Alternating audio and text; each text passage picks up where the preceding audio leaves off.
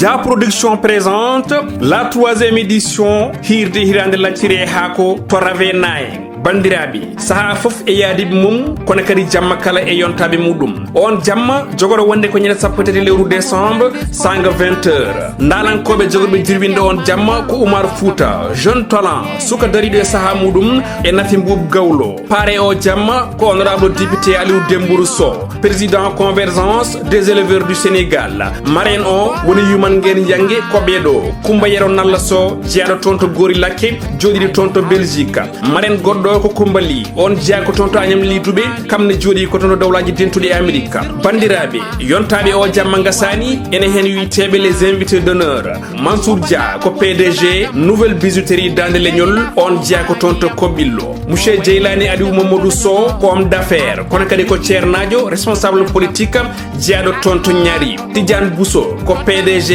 TB compagnie Kankayri peinture on jeya ko toon to Agnam Siwol Acca Diallo madame Sall ko joom suudu maire mo Bakel ceerno Amadou Sow jeyaɗo toon to wuuro Dekhle Fulɓe bandiraɓe wotomo luuta o jamma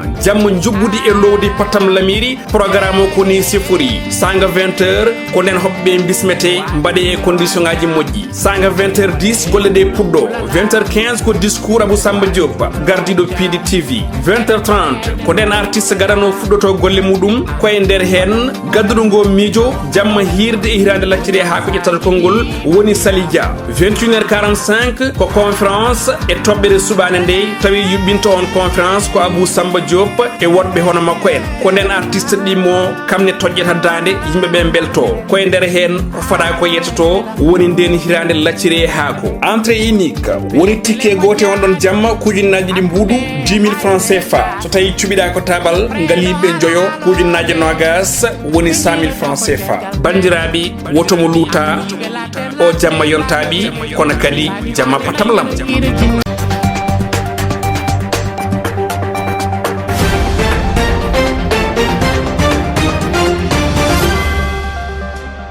13h heedi to Kasga to Madina Diathié ko on 13h yoni ha ton to HLM Grand Yoff bandiraɓe musidɓe tedduɓe hettiɓe heeɗiɓe yonti jonde meɗen mawdi kabaruji demgal Pular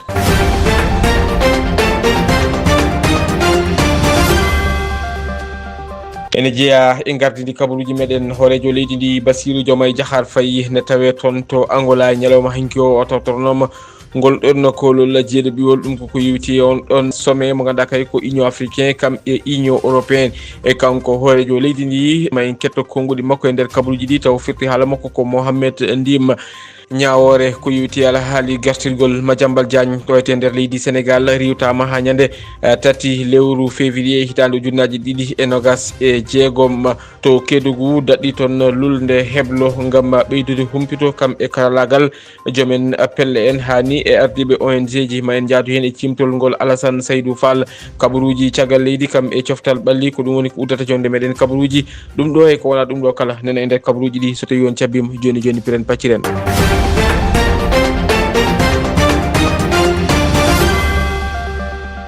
jam ñalle mon bandiraɓe musidɓe tedduɓe hettiɓe heeɗiɓe hettiyankoɓe haalirde piindi radio sawtol ngol neɗɗo faɗo an mariste villa 92 S to karallagal ngal woni toon ko Seydina Oumar Boun Khaddam Diop ɗo yeeso haalirde ko musidɗo moɗon Djiby Dieng kabaruji meɗen e ɗemgal Pular eɗen puɗɗoto e ngol ɗon kolol jeeɗiɓiwol ko yowiti on ɗon sommet union africain et union européen gonɗo wadde toon to leydi Angola to Luanda lamorgo muɗɗum ene wayno hoorejo leydi ndi ñalawma hanki o caggal nde o ƴetti konngol o arti e ko yewti ala haali jokkodiral dunde Afrique kam e dunde Europe kono ne kadi o arti e haɓade ɗum ko wiyete ko wattu boniyankagal e nder dunde Afrique en kettotomo kanko hoorejo leydi ndi Bassirou Diomaye Diakhar Faye taw firti haala makko ko Mohamed Ndim. Nous vivons dans un environnement géopolitique mondial préoccupant. Gonɗen koye saatu karalleji adaniyankeru cattuɗi laygol jihadiste en caɗele faggudu karalleji ɗi gasata teskaɗi aduna o hande o saaha laylayti ñabbuji laylayti to banggue caɗele faggudu hani e caɗele faggudu faggudu to hakkunde leyɗele ko yete ko guerre commercial caɗele weeyoji to banggue changement climatique e hande aduna o ko teska ɗum ɗo foti wonde yeru ngam wawde darade sembinde doole kam e karallagal ngam mbawen haɓade ɗiɗo caɗele teskaɗe ene teska hande oɗo saaha mo gonɗen caɗele to banggue pelle cosaɗe ngam haɓade leyɗele hani to banggue rebtugol jihadiste en ɗum ɗo kala foti wonde yeru ngam mbawen sembinde doole kam e kaɓɓirɗe beele mbawen hurde hurum Afrique kam e wertago mum kala e satu oɗo mo gonɗen en jii pelle cosaɗe ngam sembinde doole mumen ngam haɓade to banggue gueɗe waɗa bonnoɓe hani e caɗele faggudu e ko way noon ɗum ɗo foti wonde yeru dunde Afrique kam e Europe kamɓe kala ɓe jogui koɓe ndendi koɓe mbawa sirtinde woni to banggue nden kay kisal ɓe mbawa rendinde doole sembe ngam ɓe mbawa haɓade ɓen ɓe ganduɗa ko añɓe Afrique kam e dunde Europe e kaɗo gonka eɗen paami alay saago mbawen rendinde doole men kam sembe men beele mbawen hurde hurum wertago Afrique kam e Europe tawi ɗum ɗo kala ene wona teppude ngam wawde hurde jaam e kisal kono kadi Afrique wona ndimagu ngu ganduɗa ko darigo ngam tende jaam e kisal hakkude wertago ngo ko nonne kadi wawde addude beldal hay ƴogde jaam e kisal e wertago dunde Afrique kala Afrique e oɗo saaha mo gonɗen caɗele to banggue debtugol jihadiste en ɗum ɗo foti wonde diɗɗal Afrique kala renta ngam hurde on hurum Afrique no andirono ko nonne kadi caɗele to banggue wonande debtugol yoga e leyɗele hande oɗo saaha ne wayno caɗele jihadiste en depti ha bonni leyɗele mumen ɗum ɗo foof foti wonde ballal ngal dunde Europe kam e Afrique foti rentude tawi koye ballal onusien ngam ɓe mbawa haɓade ɓen añɓe bonnuɓe leyɗele e dunde Afrique. L'intégration pleine de la lutte contre le terrorisme dans les opérations de paix onusiennes et africaines. wonno ko hoorejo leydi ndi Bassirou Diomaye Diakhar Faye e on ɗon sommet union africain union européen gonɗo e wadde toon to leydi Angola on kettima konngudi ɗi so en gummima e on ɗon fanno en keddota ha joni toon to Angola kanko hoorejo leydi ndi o yiidino e ɓesguji leydi Sénégal naaɓe finoɓe toon to leydi Angola ɗum noon wonno ko ñande e dimanche nde ñande o yetti toon to leydi Angola kanko hoorejo leydi ndi o heɓi bismago wonande kay omo ganduɗa kañum woni hoorejo leydi Côte d'Ivoire Alassane Dramane Ouattara mo ganduɗa kay kañum nene bismimomo ɗum koko yuwiti e alhaali ganduɗa kay kañum woni e joƴƴingol muɗum caggal nde suptade dow gardigu leydi Côte d'Ivoire e ñande jeetati lewru décembre fandu darade ko ñande hen ni kanko mo ganduɗa kañum woni Alassane Dramane Ouattara hoorejo leydi Côte d'Ivoire woni e joƴƴinede ɗum ko caggal nde o supta ñande nogas e joyi lewru octobre yewtundu doyete toon to leydi Côte d'Ivoire ene jeeya e ɓen ɓe ganduɗa kañum woni waɗaɓe invité on ɗon cérémonie d'investiture mo ganduɗa kay kañum woni hoorejo leydi Côte d'Ivoire hoorejo leydi mo Djibouti omo ganduɗa kañum woni Ismaïla Omar Guelleh wondude e hoorejo leydi Gabon Fabrice Oligui Nguema kam e mo leydi Guinée Bissau Oumar Sissoko Mbalo wondude e président mo Libéria mo ganduɗa kañum woni Joseph Boaké wondude e mo leydi Ghana John Dramani Mahama kam e hoorejo conseil des ministres toon to leydi Togo Faure Eswazumna Gnassingbé ɓe kala ma tawtore hono on ɗon cérémonie d'investissement mo ganduɗa kay kañum woni hoorejo leydi Côte d'Ivoire Alassane Dramane Ouattara mo ganduɗa kay ne jogori e joƴƴinede ñande jeetati lewru décembre toon to leydi Côte d'Ivoire. Talen eko yuwiti alhaali ñawoje ko ñalawma hande o no gasi joyi lewru novembre wonno ñalawma gongore gongo ngam yaltinde ngol ɗon ɗerwol ɗum koko yuwiti on ɗon verdict mo cour d'appel mo Versailles ɗum ko caggal nde chambre d'instruction toon to cour d'appel mo Versailles fonno yaltinde ɗon jejjude ko yuwiti e nden noon ɗaɓɓande ganduɗa kay laamu leydi Sénégal waɗino ɗum ngam yidde muɗum Madiambal Diagne nangue toon to France artire ɗo e nder leydi Sénégal kono de eɗen mbawi wiide so tawi en tumnima e avocat makko maître Ousmane Thiam holliti kay wonande ñawore nde diwtama ha ñande tati e lewru février hitande nde ɗo fande darade sababu muɗum noon ko laamu leydi France walla ni on ɗon chambre d'accusation namdima tan wonande kay laamu leydi Sénégal nde tottita ɗum ɗin ɗon ɗereji ganduɗa kay kollirta tan wonde kanko Madiambal Diagne ko tuuma ko ɗum woni ko o rewra ɓe wawa hen tumnade ngam ƴewde holno mbaɗata beele o artirta ɗo e leydi Sénégal walla o heddata toon to leydi France ene woni tan noon caggal nde ñawore nde riwta ha ñande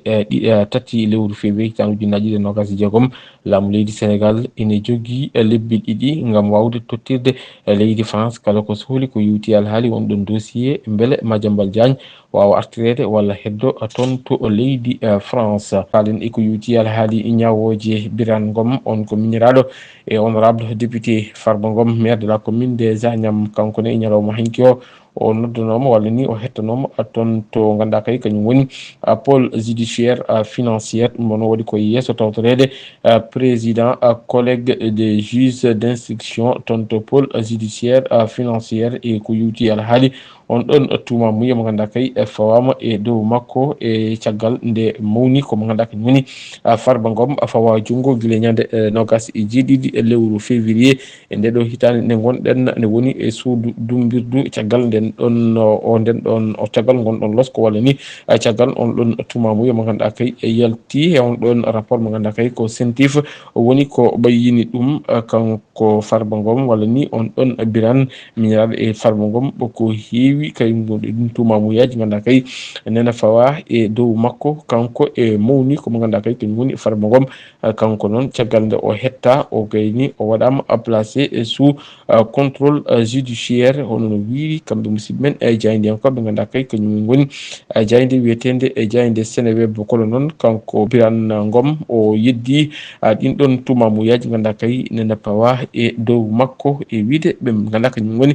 musidɓe men jaydiyankoɓe ɓe nden ɗon sewde kabaruji nde ganduɗa kañum woni Seneweb tottirɗo on ɗon kabaru. Waly Diouf Bodian gardiɗo port autonome mo Dakar jabtima Mimi Touré din ɗon konngudi ɗi sudno soko wiide makko Mimi Touré en goni ko e asande koye mumen gasɗe cimtol Elaza Bassar. Kanko directeur général port autonome mo Dakar Waly Diouf Bodian o arti e sarjuji pawade dow terɗe coalition Diomaye président ha tengte Mimi Touré kam e yaadiɓe mumen sabu o wi e o saaha ɓe goni ke asande koye mabɓe gasɗe te so rentaki ko kamɓe jogori yortade hen kanko Mimi Touré gonnoɗo jungo ñaamo ancien président Macky Sall so gasni awde ko awata ko mabɓe kutoro mbawka mabɓe ha politiquement Mimi Touré wonta wurde no président Macky Sall yidno warirdemo kono noon ɓe jogori jokkurde golle te Mimi Touré e wondiɓe mum jeeyaɓe coalition Diomaye président ina jeeya hen e wiide makko kanko Waly Diouf Bodian teskama noon gila président Bassirou Diomaye Diakhar Faye itti Aïda Mbodj e gardingu coalition Diomaye président Pastef naaɓe mbi nanirta ɗum jaam ɗum saabi ɓe jaggi président Bassirou Diomaye Diakhar Faye koko lulndi hoorejo jagorɗe mum hono Ousmane Sonko gardiɗo landa mabɓe o sen gummima on ɗon fanno kalen eko yewti ala haali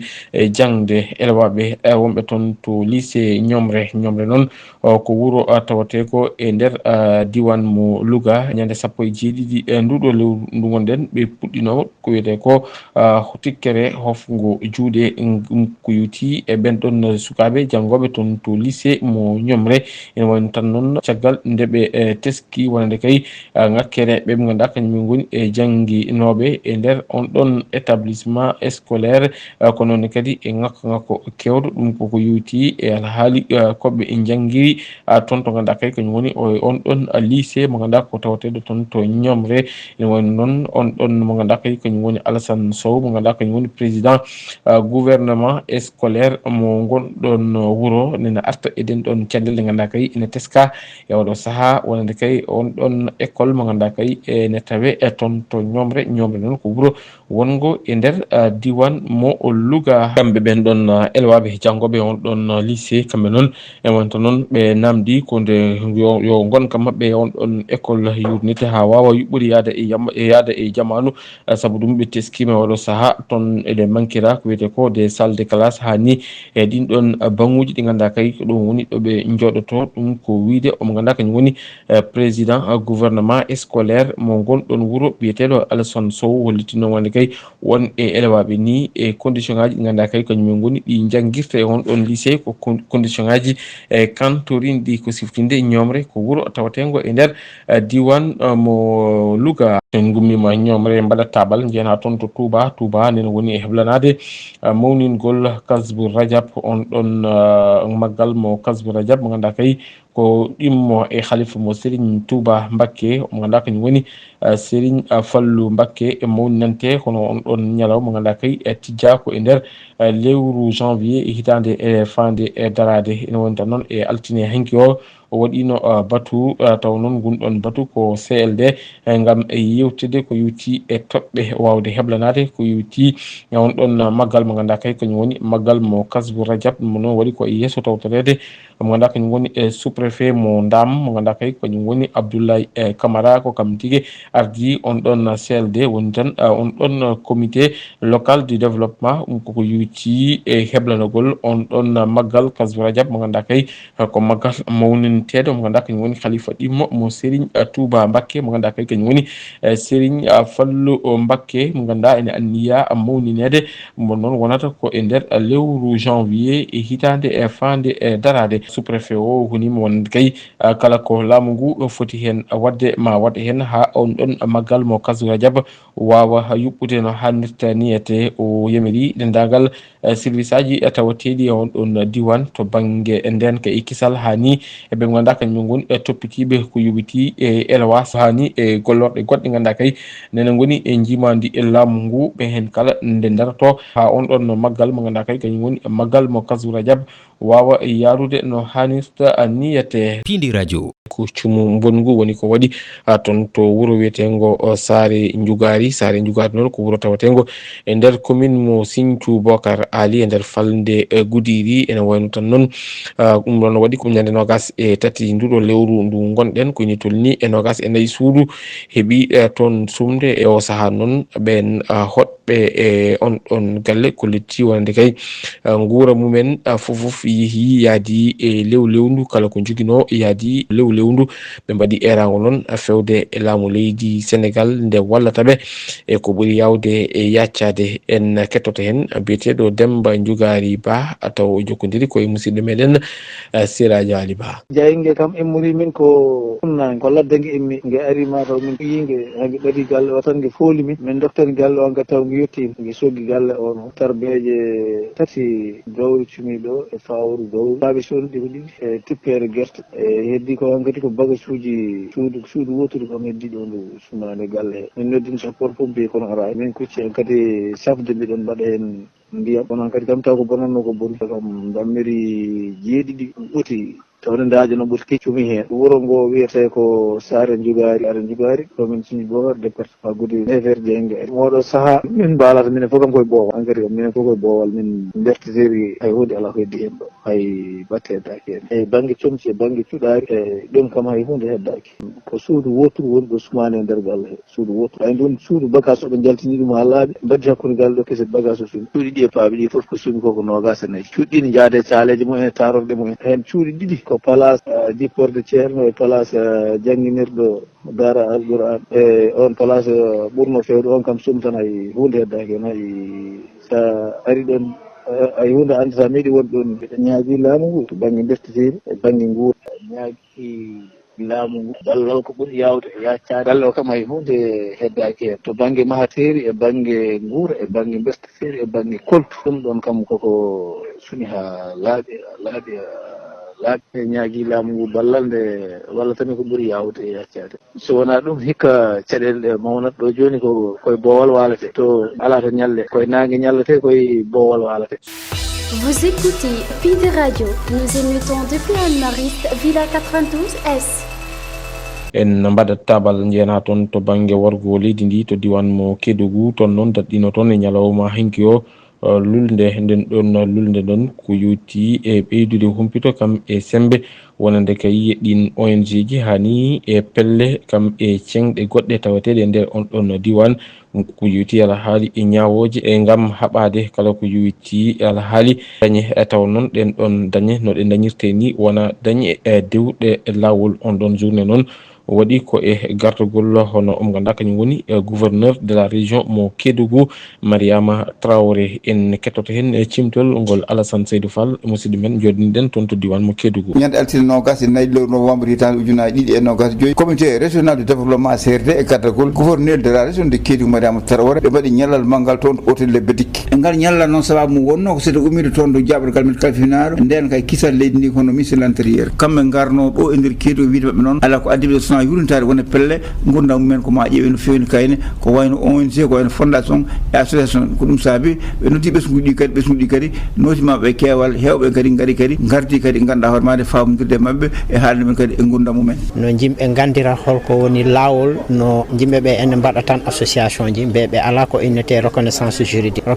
juridique ko ɗum woni récépissé mo gouverneur hokkatama so tawi ko association mbayno woɗɗo min ni ko heɓata tan ko récépissé mais so tawi ko ONG ko foɗɗa heɓude ko agrément noon ko ministère de l'intérieur tottata ɗum te saɗa yiiɗi wonde ONG mba gona taw association mo ganduɗa a waɗi activité ji ha ko boni foof duuɓi ɗiɗi sa mbaɗi activité duuɓi ɗiɗi aɗa wawi wadde réunir dossier ma nama ɗum to préfecture sa jooɗima lewru préfecture waɗani réagir yaha gouvernance kadi sa jooɗima balɗe jeɗɗi gouvernance mbaɗani réagir saɗa yiiɗi ƴetta dossier ji ma yaha directement ministère de l'intérieur tawno noon ñallal ngal juuti ko ɗum saabi yimɓe heeɓe keeɓi hen suudu konngum men e famde yimɓe kañumen hono jiiri ɗum Jimma Diallo coordinateur forum civil ɗo e nder somo Kédougou on kadi heeɓi suudu konngol mum mais surtout kadi no woodi e mun ko haalis ko yimɓe association ji ɗi walla ONG ji ɗi no heɓa ɗum te rewani e lawol aɗa andi actuellement haalis mom to iwri kala fota inde a ƴetta ɗum wawi wonde woɓɓe natna hen haalis pour wawgol bonnude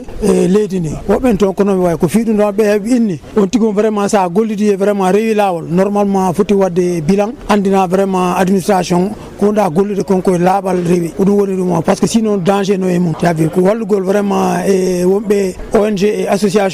ɓe wawa rewde e lawol. Alassane Seydou Fall Kédougou ngam Pindi radio kasi haalaɓe cer kabaruji meɗen nder leydi joni en jabanat kabaruji ɗi caggal leydi.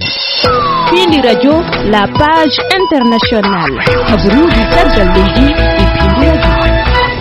Kabaruji caggal leydi puɗorɗen ko toon to leydi Guinée Bissau abene goni e fadde ɗinɗon résultat ji ɗum ko yuti ndinɗon jincudi ummotondi e ɗum gonɗon sumgo taw ko sumgo hoorejo leydi mo ganduɗa kay yuɓɓinama ñande alerte e jawtuɗo o toon to leydi e Guinée e Bissau koyno tolni e temedere e capanɗe jeegom ujunere e neɗɗo taw ko ɓesgu leydi Guinée Bissau kamen kay goni ko notoyno e ɗinɗon nokkuji cuɓurɗi ngam suɓade jogorɗo ardade e ndinɗon leydi ganduɗa kay kañum woni leydi mo Guinée e Bissau ko noon kadi e élection mo ganduɗa kay kañum woni suɓade ɓen sarɗiyankoɓe jogorɓe handeɓe e toon to suudu sarɗiyeji e ndu leydi e Guinée e Bissau en wonta noon ina fatta ɗum ɗo ko ganduɗa kañum woni ɗinɗon résultat ji woni tan en jencude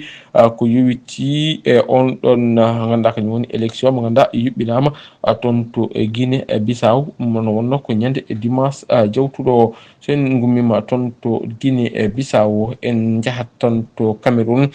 toon noon ene wayno ɓe ganduɗa ko ñumen goni évêque en tawteɓe toon taw ko jeeyaɓe e diine isayankoɓe toon to nder diwan mo Bamenda kañumen kay ƴetti pellital ngam darade ha wawde dartinde ɗinɗon on ɗon crise mo ganduɗa kay ene tawe e nder ɗinɗon nokkuji ɗi ganduɗa kay tawa ɓuri toon teskede ko ɓe ganduɗa kañumen goni anglophone en woni tan haaloɓe ɗemgal englire toon to leydi Cameroun en woni tan noon teskama événement uji kay ɗi ganduɗa ɓe mbaɗino toon e dumunnaji jawtuɗi toon to banggue rewo leydi ndi ha toon to banggue hirnangue rewo leydi e Cameroun ganduɗa kay teskanoma toon ganduɗa kay kañum woni ngarmi ngaraji walla ni ha e ko ganduɗa kañum woni haalullaji kam e biyoje ganduɗa kay waɗino e on toon diwan ene woni tan noon ɓe ganduɗa kañumen goni jeeyaɓe e diine isayankoɓe noddutoteɓe évêque en kañumen kay en darima nden ɗon darde ha hakkeji kam e hormoji wawa toppitede ko yuwiti ala haali nden ka e kisal wawa dumade toon to leydi Cameroun. So en gummima to Cameroun en jahata ha toon to leydi Soudan toon noon mo ganduɗa kañum goni général Abdel Fattah al Burhan kanko noon waɗi rejeté ɗum koko yuwiti e on ɗon plan mo ganduɗa kay ko trêve mo ganduɗa kay ene waɗa ɗum proposé ɓe ganduɗa kañumen goni e dewlaji dentudi Amérique on ɗon commandant armée o waɗi ɗum annoncé ko ñande 23 nduɗo lewru ndu gonɗen holliten koy e on ɗon discours mo ganduɗa kay waɗi ko e dow tawtorede ɓe ganduɗa kañum goni jaggue mawde ɗum koko yuwiti e armée leydi mo dewlaji dentudi Amérique o mo ganduɗa kañum woni hoorejo leydi ndi Donald Trump mo ganduɗa kay holliti wonande engagement muɗum koko yuwiti e wadde mise en terme ɗum ko yuwiti ganduɗa kay kañum woni on ɗon guerre mo ganduɗa kay ene teska toon to leydi Soudan hakkude ɓe ganduɗa kañum goni e koninkoɓe e ɓe ganduɗa kañum goni soldateɓe e sirindiɓe taw ko yadduɓe e général Hemeti ene wayno tan noon dewlaji dentudi Arabie Saoudite Égypte kam e Émirats Arabes Unis e potitino e ñalawma hanki o ngam yewtidde e on ɗon général kollitino wonande kay ɓe mbaɗi annoncé on ɗon trêve mo ganduɗa kay ko ina tolni e lebbi tati. Gasi ha laaɓi ceerre kabaruji meɗen caggal leydi joni en jabbanat kabaruji coftal ɓalli. La page sport sur Pindi Radio. Kabaruji coftal ɓalli e Pindi Radio. kabaruji meɗen coftal ɓalli puɗɗortoɗen ko e leydi Sénégal anniya muɗum ko wadde organisé coupe d'Afrique des nations ɗum noon ko wonata hitande ujunnaji ɗiɗi e capan tati e joyi walla hitande ujunnaji ɗiɗi e capan tati e goho ɗum ko caggal nde Sénégal waasi wonde candidat e ko yiwiti ala haali juɓɓingol on ɗon coupe d'Afrique des nations jogorɗo wonde e hitande ujunnaji ɗiɗi e nogas e jeenayyi ene wayno oɗo saaha joni leydi Sénégal ene sohli ɗin ɗon stade uji nayyi ɗi ganduɗa kay kañum goni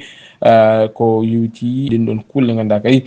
CAF ene lelni ɗum ngam ɗin ɗon leyɗele mbawa yuɓɓinde ko yiwiti e on ɗon coupe d'Afrique des nations wona leydi Sénégal tan woni e candidat ngam yidde yuɓɓinde hono on ɗon coupe d'Afrique des nations leydi Angola Rwanda leydi Éthiopie ɓe kala ene mbaɗi candidature mumen ngam yidde wadde organisé hono on ɗon coupe d'Afrique des nations kono ne kadi